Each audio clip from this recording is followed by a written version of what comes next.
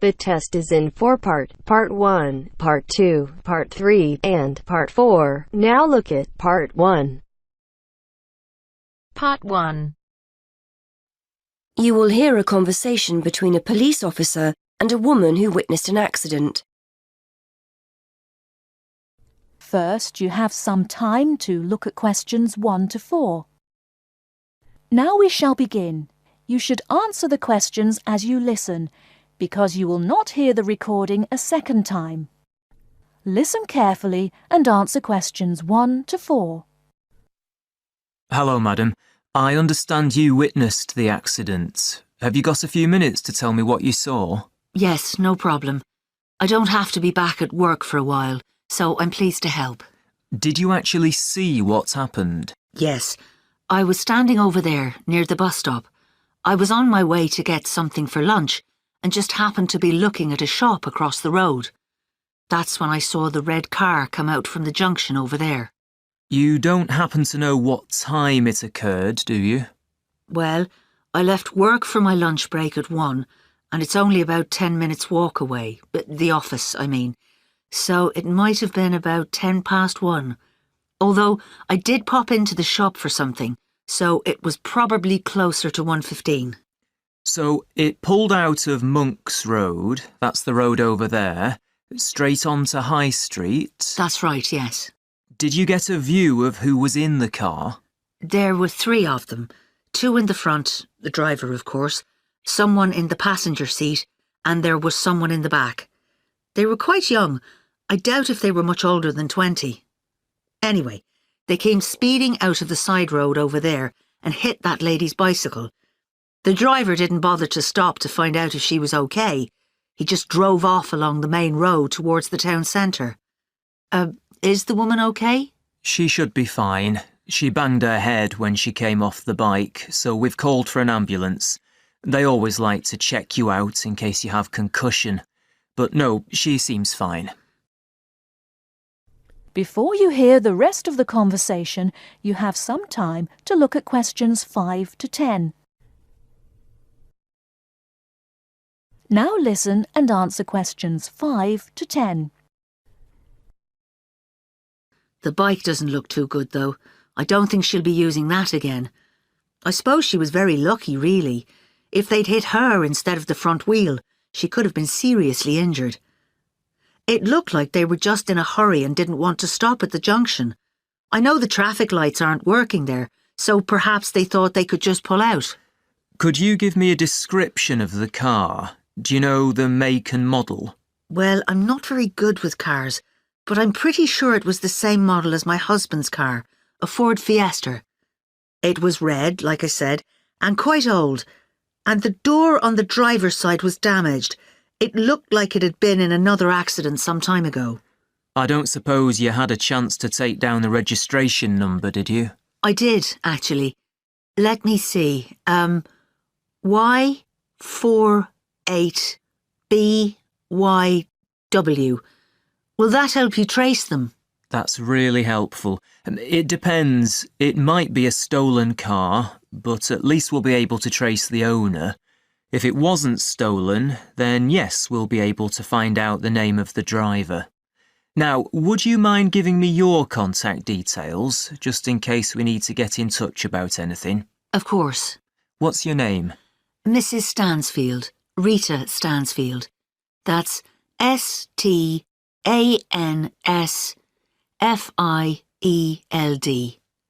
And your address, Mrs. Stansfield? 19 Althorpe Road, Bradford. That's ALTHORPE. Have you got a telephone number we can get you on? Yes, it's 0232 566 788.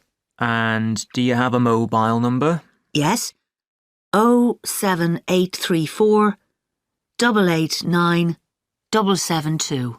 That's great, Mrs. Stansfield. As I said, we may get in touch if we need any further information, but probably what you've told me is enough. Thanks for your time. No problem. I'm glad to have been of help.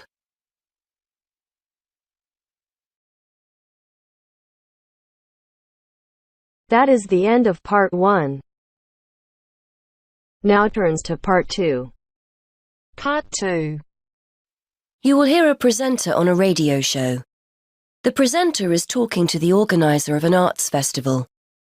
First, you have some time to look at questions 11 to 17. Now, listen carefully and answer questions 11 to 17. Hi again. I'm joined today by Ben Knightley from the Media and Arts Centre. He's here to tell us about the launch of the city's Arts Festival. Hi, Ben. This year has a particular focus, doesn't it? It does, yes.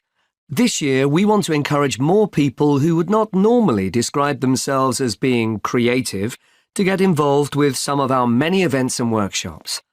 Not simply turning up as spectators, but to get involved themselves, to get their hands dirty, as it were. There's such a wide offering this year that I'm sure we'll have something to suit all tastes. You were telling me earlier how beneficial being creative can be for us. Absolutely. I recently attended a drawing workshop and, even if I do say so myself, came away with a very good sketch I'd done. But what was particularly surprising for me was my feeling of pride and joy when I looked at the sketch again and showed it to the family. It really took me back to the feelings I had as a youngster when I'd made something. I realised that, even as an adult, we can get just as much pleasure and happiness from creative activity. Actually, research has shown that the more we allow ourselves to be creative, the happier we feel. And the more positive our frame of mind, the more creative and the more curious we become about the world we live in. Well, you've certainly persuaded me. So what kind of events can we look forward to? We want to try and include as wide a range of people as possible this year, from people already involved in the creative arts through to elderly people who haven't been creative in years. So, for example, we're inviting people in the creative industries who occasionally suffer from writer's block to join us on one of our creative walks. Walking has been proved to aid creative thinking, and we're running a series of walks during the spring and summer around some of the many beauty spots in and around the city. Then there's our knitting program. We're working with schools in the area to invite grandparents in to teach kids how to knit. It's a great opportunity to bridge the generation gap and rekindle that interest in knitting you may have forgotten about. We also aim to inspire and support people without jobs through a series of free courses, starting with creative writing workshops. These courses will give them an insight into the basic ingredients of a good short story and help participants get their ideas into shape. And for anyone out there who is looking for the chance to explore their creative side, come along to our printmaking workshops.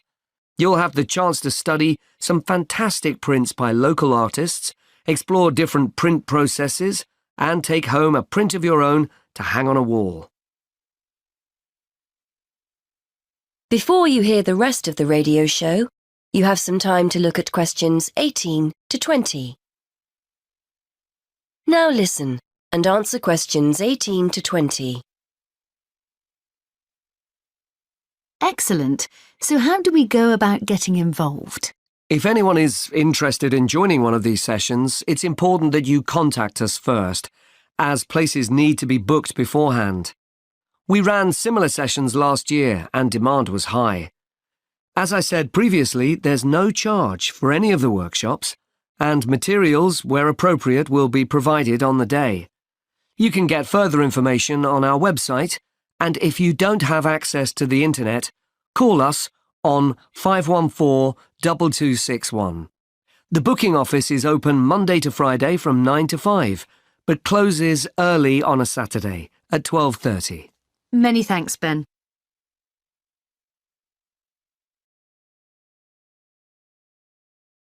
That is the end of part 2. Now turns to part 3. Part 3. You will hear a conversation between a university tutor and a student who has recently started at the university. First, you have some time to look at questions 21 to 25.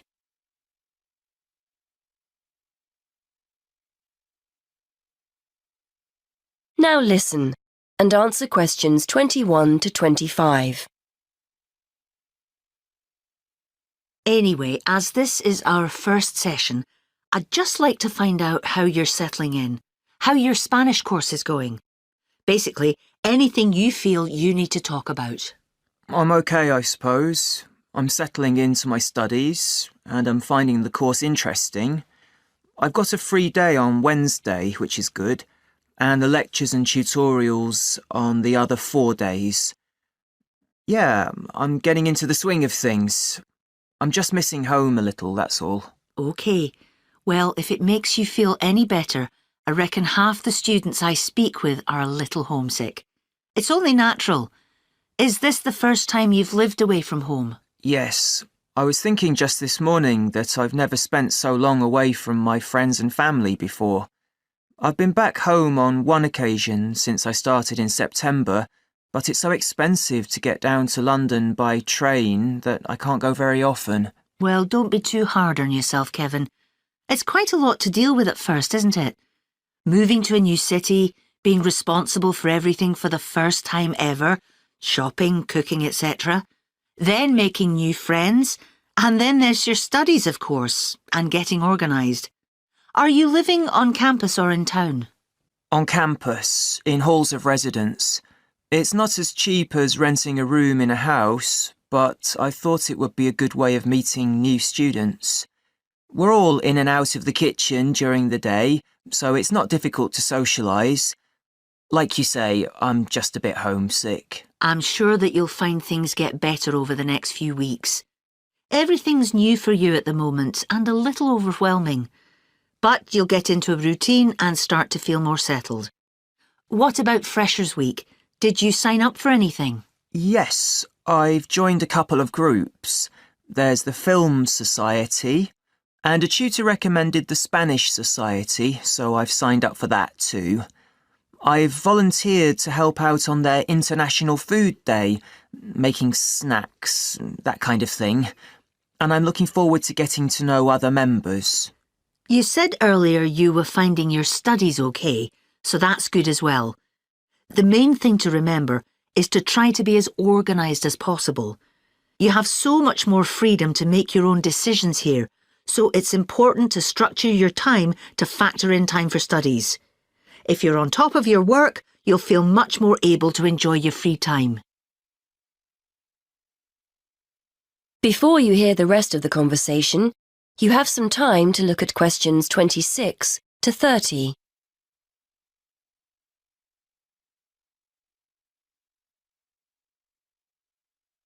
Now listen and answer questions 26 to 30. I was hoping you could help me with my essay writing. I seem to be spending ages writing and rewriting essays and, well... The best bet is for you to sign up to the University Writing Tutorial Service. They have people who are in place to support students specifically with these problems. To join, just fill in the application form and give them a sample of your work. Brilliant. I didn't know anything about that. Can I give them one of my essays to look at? They won't give you feedback on a complete essay, I'm afraid, as they may not be subject experts. It's really aimed at developing your academic writing skills. Ideally, you should write something between 1,000 to 1,500 words. If you find their page on the university website, they've got a list of general topics you can try. So, do I just turn up, or do I need to make an appointment? I've got an essay deadline coming up soon, so I'd like to get help as soon as possible. You'll need to arrange an appointment. The first step is to sign up for the service. Download the application form and essay title from the webpage.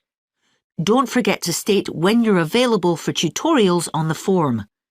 Email the essay and form to the team and they'll get back to you with an appointment time. It usually takes about 1 week from when they first receive your essay to arrange an appointment. You're usually given 1 tutorial a term, but they may offer you further sessions if they think you need them. OK, I'll do that. Thanks for your help.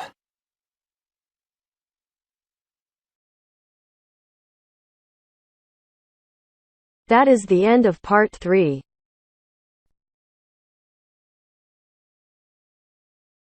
Now turns to part 4. Part 4. You are going to hear a lecturer giving a talk on archaeology. First, you have some time to look at questions 31 to 40. Now, listen carefully and answer questions 31 to 40. Many thanks for inviting me along today to talk to you about the results of some very interesting recent archaeological research. The saying, "you are what you eat," is often applied to present-day dietary advice. Certainly, our bodies will show evidence of whether we eat healthily or live on fast food and takeaways.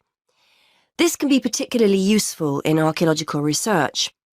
Through a careful analysis of the ancient bones of our ancestors, we can tell a great deal about their diet and the way they lived. I'd like to talk to you today about some research into the early settlers of some remote tropical islands in the Pacific.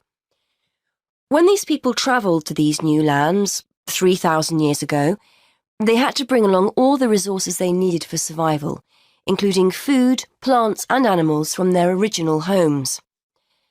One such group were the Lapita people, who were early settlers of remote Oceania, several islands in the Pacific. When the Lapita set sail for the island Vanuatu, they brought with them domestic animals and crop plants. This allowed them to settle in an area where no humans had previously lived and that had limited natural resources. Archaeologists have been keen to discover to what extent these settlers and their domestic animals relied on the resources they'd brought with them compared to the native plants and animals they found on the island. In order to try and understand the diet and lives of the Lapita people, archaeologists analysed the chemical composition of the bones of 50 adults excavated from the Lapita cemetery on Efate Island, Vanuatu. Depending on what we eat, we consume varying amounts of carbon, nitrogen and sulfur. As these chemical elements are ultimately deposited in our bones, the amounts or ratios of each one can provide a sort of dietary signature. For instance, plants incorporate nitrogen into their tissues, and as animals eat plants and other animals, nitrogen builds up in their own system. The presence of different ratios of chemical elements may show whether a human or an animal ate plants, animals, or both. Carbon and sulfur ratios offer another clue to diet. Carbon ratios, for example, differ between land and water organisms, as do sulfur ratios, the values of which are much higher in aquatic organisms compared to land-based organisms. As well as examining the settlers' bones, scientists carried out a comprehensive analysis of the chemical elements found in the settlers' likely food sources. This included modern and ancient plants and animals. They found that early Lapita inhabitants of Vanuatu may have searched for food rather than relying entirely on food they'd grown themselves during the early stages of colonization. In the longer term, they probably did grow and consume food from the resources they'd brought with them, but early on, they appear to have relied as much on a mixture of fish, marine turtles and fruit bats, as well as their own domestic land animals. They also provide clues to the culture of the settlers. For one thing, males had much higher nitrogen levels compared to females, which indicates greater access to meat.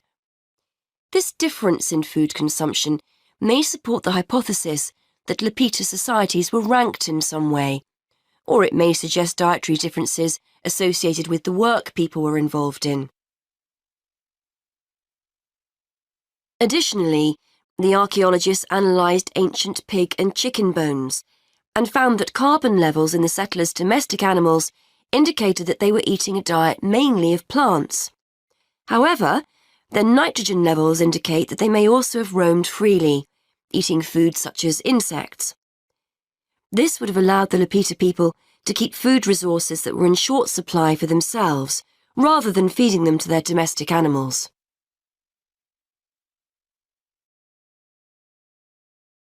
That is the end of part 4. You now have half a minute to check your answers.